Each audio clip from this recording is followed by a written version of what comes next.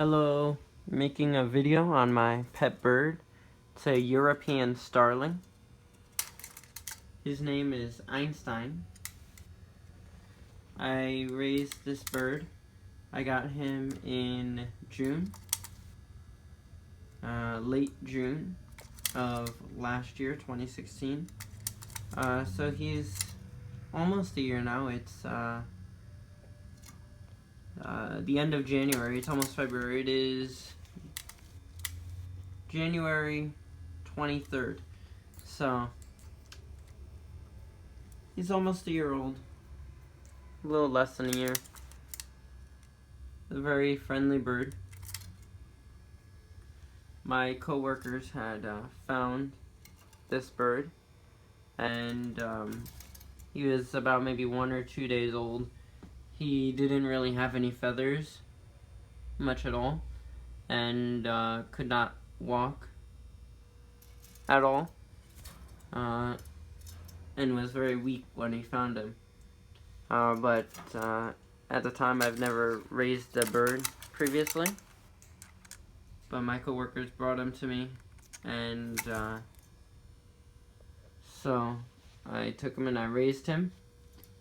I found out that this bird is a European starling shortly thereafter. When I first got him, I thought he was a robin, but once he didn't get a red belly and all the other features of a robin, I had to do research to see what he was. I looked up local bird species, couldn't find European starling or, a bird that matched his description at all.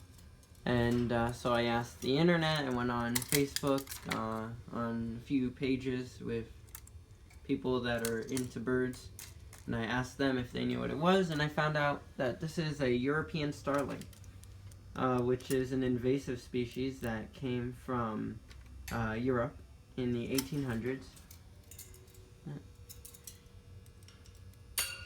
And he dropped a piece of food.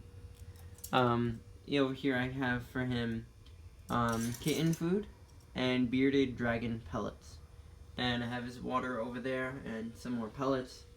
I have a little nest box there that he can go in to sleep if he wants to be in a more enclosed area, more private area. What's up? Huh? You're making noise? Huh? You're talking? What do you want to say? Yeah, he likes to make noise when I'm talking.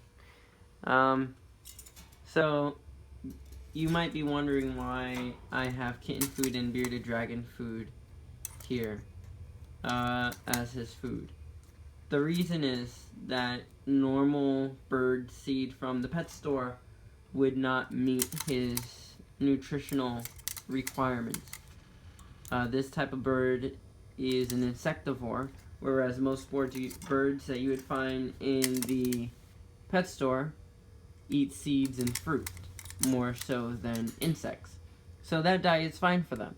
But for this bird, who's an insectivore, his nutritional requirements are a bit different. Bird seed won't meet the right requirements. Bugs are much higher in protein and higher in different types of fat than seeds and fruit. So the bird requires a diet that's higher in protein, animal-based protein. So kitten food has that, has high protein. I got the one with the lowest fat that I could find, and so he eats it just fine. He just swallows them whole. He loves it. The kitten food has higher protein that he needs, and also kitten food has calcium for bone growth, which is good for the bird as well. They need strong bones for flight and things like that. The reason why I have bearded dragon pellets is because bearded dragons are also widely insectivores. They have a very insect-based diet. So that's why I have the bearded dragon pellets, because they have a similar nutritional requirement in that regard. So my theory is that if it works for a bearded dragon who's an insectivore, it should work on my European starling, who is also an insectivore. I have his water over here. This cage I actually just got a few days ago. That is his former cage that he lived in since I got him. What? You're making noise? He's a very beautiful bird. He's very talkative when I'm talking. When I'm not talking, he's quiet. But yeah, he likes this cage. He gets to fly around in it. Whereas in that cage, he couldn't really move around much. In this cage, he has plenty of room to fly around. And he gets to look outside the window over here, which he likes to do.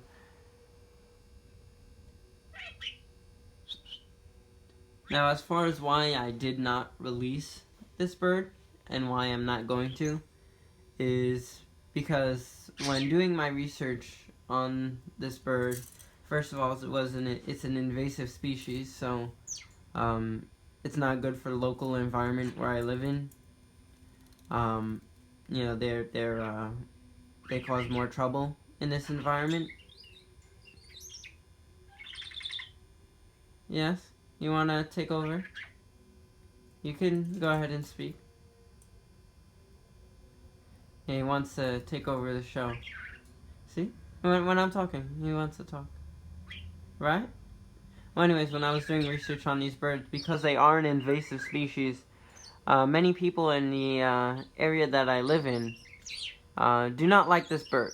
And when I looked up this bird on YouTube, I found videos with titles such as European Starlings, Why I Kill Them.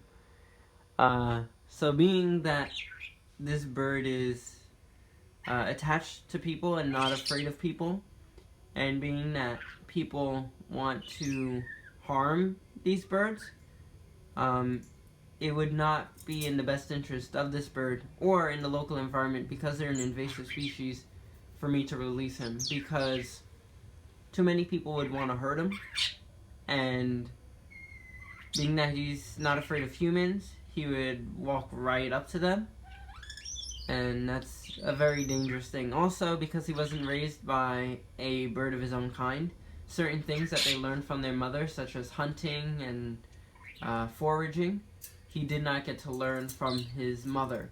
So those are also things that he does not have available. Also, communication with birds of his same species. They learn the call of their species from their mother and from the birds of the flock that they are a part of. But he was never part of a flock, so he would also have a hard time communicating with the local birds and getting along with them. He's a very nice bird. I like his coat. It's mostly dark, as you can see. He also has white spots on the underneath of his belly, which are very pretty. He likes to make a lot of noise. He likes to chirp a lot. When I let him out, anything that's out in the open, he will, that's paper anyways, he will rip apart. So I have to be careful what I have around, because he'll rip it apart and then he'll eat it, which isn't good for him. I have a cuddle bone for him over here. He doesn't really play with it too much unless I draw attention to it. But when I let him out, I will break off a piece. I have some cuddle bone that's broken up into pieces, and I'll throw it, and he'll go and catch it and bring it back to me. So he gets to play with it that way and trim his beak on it a bit. So yeah, this is my European starling. If you have any questions, you can ask. If you have any advice in terms of these birds, if you've had these birds before and you've cared for them, things that they like to do maybe as toy ideas and treat ideas and stuff like that, you can let me know. These birds also, as a fun fact, are very good speakers. They actually could learn to mimic human speech. They're mimic birds in the wild. They mimic other birds, so they can learn human speech as they get older. So that's something I'm looking forward to if he learns to be able to do. He loves to listen to Mozart, stuff like that. So this video is going on for 10 minutes now, so I'm gonna end this video. But thank you for watching. You could watch my other videos if you like. I have different types of videos, such as gardening videos. I have videos on my bearded dragon. I used to have a saltwater aquarium, and I did videos on that when I had it. But yeah, you can leave any suggestions or comments down below. And thank you for watching.